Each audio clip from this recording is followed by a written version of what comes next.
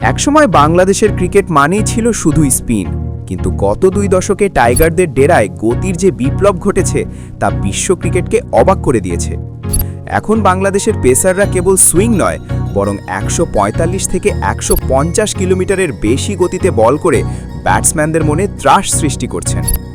আজ আমরা জানব বাংলাদেশের ক্রিকেট ইতিহাসে গতির ঝড় তোলার শীর্ষ 5টি ডেলিভারি সম্পর্কে। 5. শরীফুল ইসলাম। তালিকার 5 নম্বরে আছেন দীর্ঘদেহী বামহাতি পেসার শরীফুল ইসলাম।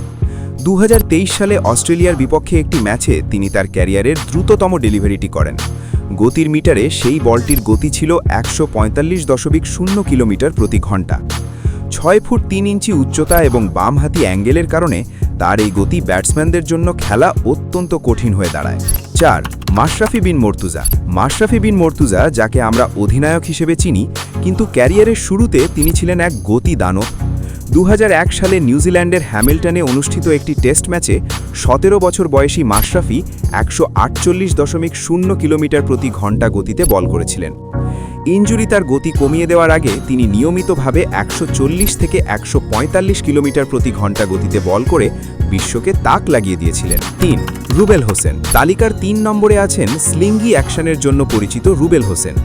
2009 সালে টি20 বিশ্বকাপ প্রস্তুতি ম্যাচে দক্ষিণ আফ্রিকার বিপক্ষে তিনি 149.5 কিলোমিটার প্রতি ঘন্টা গতিতে বল করেছিলেন। তার বৈচিত্র্যময় গতির কারণে তিনি দীর্ঘ সময় ধরে বাংলাদেশের দ্রুততম বোলারের তকমা নিজের কাছে রেখেছিলেন। বিশেষ করে 2015 বিশ্বকাপে নিয়মিত 145 কিলোমিটার প্রতি ঘন্টা গতিতে বল করে তিনি ইংল্যান্ডের পতন নিশ্চিত করেছিলেন। 2. তাসকিন আহমেদ। আধুনিক বাংলাদেশের পেস আক্রমণের প্রধান সেনাপতি তাসকিন আহমেদ আছেন 2 নম্বরে। 2022 টি20 বিশ্বকাপে দক্ষিণ আফ্রিকার বিপক্ষে সিডনিতে তিনি মাশরাফির দীর্ঘদিনের রেকর্ড ভেঙে দেন। সেই ম্যাচে কুইন্টন ডি কককে করা একটি ডেলিভারিতে তাসকিনের গতি উঠেছিল 149.56 কিলোমিটার প্রতি ঘন্টা। ইনজুরি কাটিয়ে ফিরে আসার পর তাসকিন এখন নিয়মিত 140 থেকে 145 কিলোমিটার প্রতি ঘন্টার আশেপাশে বল করেন। 1. নাহিদ রানা। তালিকার শীর্ষে থাকা নামটি এখন বাংলাদেশের গতির নতুন রাজা নাহিদ রানা। 2024 সালে পাকিস্তানের রাওয়ালপিন্ডিতে তিনি যা করেছেন তা বাংলাদেশের ইতিহাসে আগে কেউ করতে পারেনি। সেই টেস্ট সিরিজের দ্বিতীয় ইনিংসে তিনি 152.0 কিলোমিটার প্রতি ঘন্টা গতি স্পর্শ করে ইতিহাস গড়েন। তার এই বিধ্বংসী গতির সামনে বাবর আজম এবং সৌদ শাকিলের মতো ব্যাটাররাও শট খেলতে দেরি করছিলেন। তিনিই প্রথম বাংলাদেশি বোলার যিনি আন্তর্জাতিক ক্রিকেটে 150 কিলোমিটার প্রতি ঘন্টার গণ্ডি পার করেছেন।